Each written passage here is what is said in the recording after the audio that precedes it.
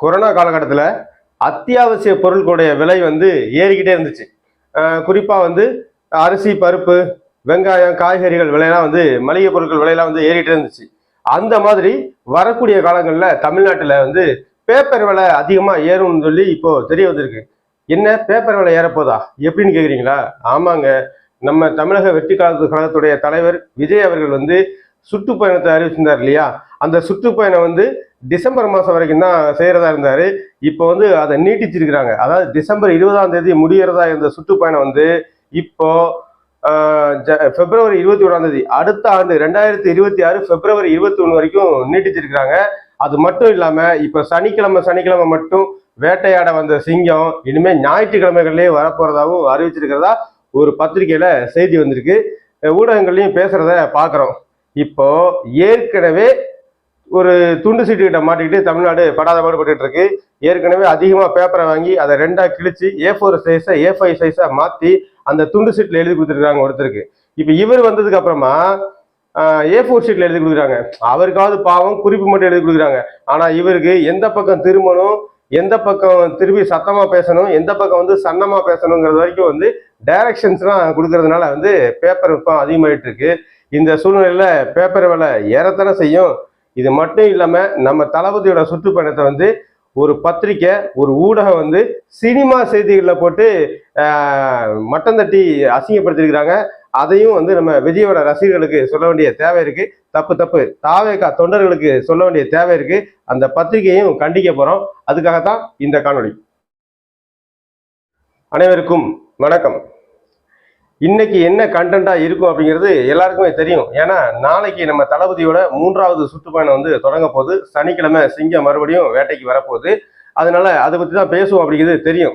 அதை பேசலாம் அப்படின்னு பார்க்கும்போது செய்திகளை பார்க்கும்போது ஒரு செய்தி அதிர்ச்சியாக இருந்துச்சு. அது என்னன்னு பார்த்தீங்கன்னா, தளபதியோட சுற்றுப்பயணம் வந்து டிசம்பர் 20ஆம் தேதி 2025 டிசம்பரில் முடியறதா சொல்லியிருந்தாங்க இல்லையா? அதை வந்து நீட்டிக்கிறதா இப்போ திட்டமிட்டு இருக்காங்களாம். அது என்ன அப்படின்னா, அடுத்த வருடம் 2026 பிப்ரவரி மாதம் 21ஆம் தேதி வரைக்கும் நீட்டிக்க போறாங்களாமா.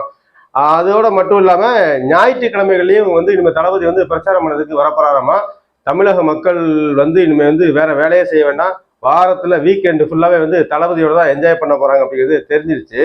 ஆனா எனக்கு அங்க இன்னொரு கேள்வி வருதுங்க.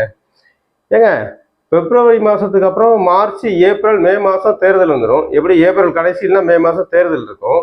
அந்த கடைசி 2 மாசம் தான் வந்து எல்லா கட்சியினரும் வந்து பரபரப்பா வேலை செய்வாங்க. எல்லா கட்சி தலைவர்களும் பேச்சாளர்களும் வந்து எல்லா தொகுதிக்கும் பறந்து வேலை செய்வாங்க. அதுவும் கட்சியின் தலைவர்களா இருக்கக்கூடியவங்க வந்து தன் கட்சி சார்பா போட்டியிடக்கூடிய ஒரு வேட்பாளருக்கும் குறைஞ்சபட்சம் வந்து ஒரு 2-3 மணி நேரமாவது ஒரு நாள்ல செலவு பண்ணிடணும்னு நினைப்பாங்க. எல்லா தொகுதியும் கவர் பண்ணணும்னு நினைப்பாங்க. ஆனா நீங்க டிசம்பர் மாசம் முடிய வேண்டிய சுற்றுப்பயணத்தை பிப்ரவரி மாசம் வரைக்கும் நீட்டிச்சுட்டு பிப்ரவரி 21க்கு அப்புறம் என்ன பண்ண போறீங்க? பழையபடி பனையூர் பங்களாவை படுத்து ஓய்வெடுக்க போறீங்களா? சிங்கம் வந்து வேட்டையாடத்தான் வெளியில வரும்னு சொல்லி சொன்னீங்க. இப்ப சனிக்கிழமை வரீங்க. ஆனா உண்மையிலே வேட்டையாட வேண்டிய நேரம் எதுன்னு பார்த்தீங்கன்னா அந்த தேர்தலுக்கு முந்தைய அந்த 3 மாசம் தான். அப்போ நீங்க வருவீங்களா வரமாட்டீங்களா அப்படிங்கிற கேள்வி நமக்கு வருது. ஆனா அணில் குஞ்சுகளுக்கு வருமானு தெரியல. ஏன்னா இவங்க என்ன சொன்னாலும் அதை காதுல வாங்க மாட்டாங்க. அவரை பார்க்கறதுக்கு தான் வராங்க அப்படிங்கிறது வேற விஷயம். இதை தாண்டி இவர் இந்த மாதிரி விளையாட்டு காட்டிக்கிட்டு இருக்கும்போது இந்த பத்திரிகைகள், ஊடகங்கள் இருக்காங்க இல்லையா, இவர் சாதாரணமா தும்முனா, இருமுனா, திரும்பினா அதையெல்லாம் செய்தியாக்குறாங்க இல்லையா, இவங்கள ஒரு ஊடகங்க, வேற யாரும் இல்லை, நம்ம ஆதன் சேனல் தான். ஆதன் வந்து பல மொழிகளில் சேனல் வச்சிருக்காங்கன்னு நினைக்கிறேன். குறிப்பா தமிழ்லேயே 2-3 சேனல் இருக்கு. ஆதன் தமிழ், ஆதன் நியூஸ், ஆதன் சினிமான்னு 2-3 சேனல் வச்சிருக்காங்க. ஆனா இவங்க பண்ற குசுமை பார்த்தீங்கன்னா அன்னைக்கு என்ன பண்ணியிருக்காங்க அப்படின்னா, தளபதியுடைய செய்தியை கொண்டு போய் இன்னும் சினிமா செய்திகளை போட்டுக்கிறாங்க. அப்படி போட்டதோட மட்டும் இல்லாம நீங்களே பாருங்களேன். அதாவது தளபதியுடைய ரசிகர்கள் நாமக்கல்ல நாளைக்கு வரப்போற நாமக்கல்ல வந்து வீதி முழுக்க பேனர் வச்சிருக்காங்கன்னு சொல்லி போட்டு காட்டுறாப்புல. ஏப்பா, அப்ப இப்ப வரைக்கும் நீங்க அவரை வந்து கட்சி தலைவரா பார்க்கல. நீங்க வந்து அவரை வந்து நடிகரா தான் பாக்குறீங்க. அவங்கள தொண்டர்களா பார்க்கல, ரசிகர்களா தான் பாக்குறீங்க. அப்படித்தானே?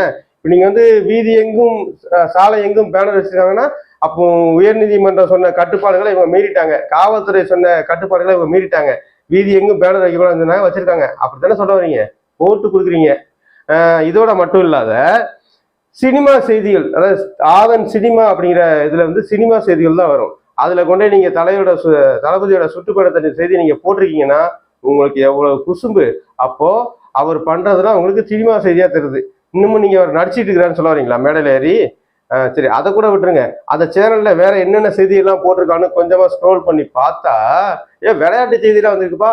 ஆசிய கோப்பை இப்ப நடந்துட்டு இருக்கு இல்லையா? ஆசிய அணிகளாம் விளையாண்டுட்டு இருக்காங்களா? நேற்று கூட இந்தியா பங்களாதேஷ் விளையாண்டாங்களே, பங்களாதேஷ் பாகிஸ்தான் இந்தியா விளையாண்டாங்களே, அந்த விளையாட்டு செய்திகளும் அதுல வந்திருக்கு. ஏப்பா, தளபதியோட அரசியல் சுற்றுப்பயணத்தை நீங்க விளையாட்டு செய்தியிலையும் கொண்டு போய் சினிமா செய்தியிலையும் போட்டீங்கன்னா இந்த விளையாடுறீங்களா? அவ்வளவு காமெடியா பார்த்தா உங்களுக்கு தளபதியோட சுற்றுப்பயணம்?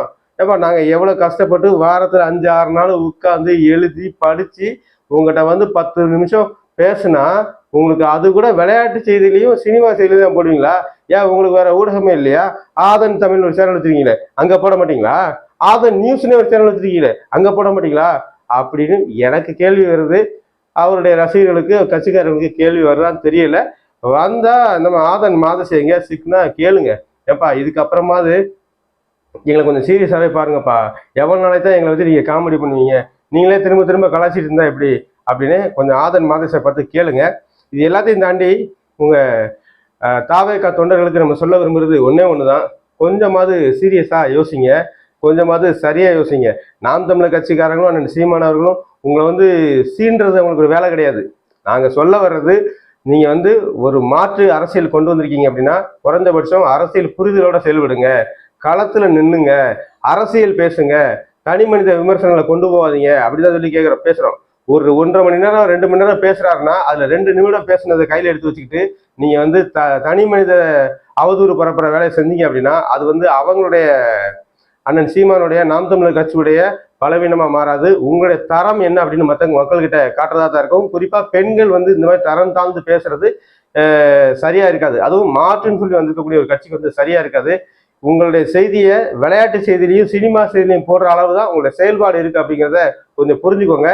அதே நேரத்தில் மக்களும் வந்து யாரு சரியானவங்க, யாரு நம்மளுடைய பிரச்சனைகளுக்காக சரியா நின்று நிற்கக்கூடியவங்க, யாரு நம்ம பிரச்சனைகளுக்காக நம்ம கூட நின்று இவ்வளவு நாள் போராடி இருக்கிறாங்க, யாரு வந்து தன்னுடைய சுய லாபத்துக்காக அரசியல் ஆசைக்காக முதலமைச்சர் ஆசைக்காக வந்து களத்துக்கு வராங்க, இந்த போட்டிக்கு வராங்க, தேர்தல் நேரத்தில் மட்டும் வராங்க, யாரு வந்து உண்மையிலேயே வருஷம் 365 நாளும் நம்ம கூட வந்து நம்மளுடைய போராட்டத்துக்காக நம்மளுடைய உரிமைகளுக்காக நிற்கிறாங்க அப்படிங்கிறத சிந்திச்சு வாக்கு செலுத்துங்க. அப்படி நீங்க வாக்கு செலுத்த நினைச்சீங்களா தமிழ்நாட்டை தமிழர்கள் மேல, தமிழர்களின் எதிர்காலத்து மேல அக்கறை உள்ள ஒரு தலைவனாக அண்ணன் சீமானும் நாம் தமிழர் கட்சின்னு தான் தெரிவாங்க.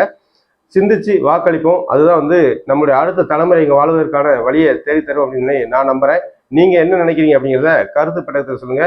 மீண்டும் ஒரு காணொலியில் சந்திப்போம். அதுவரை நன்றி, வணக்கம்.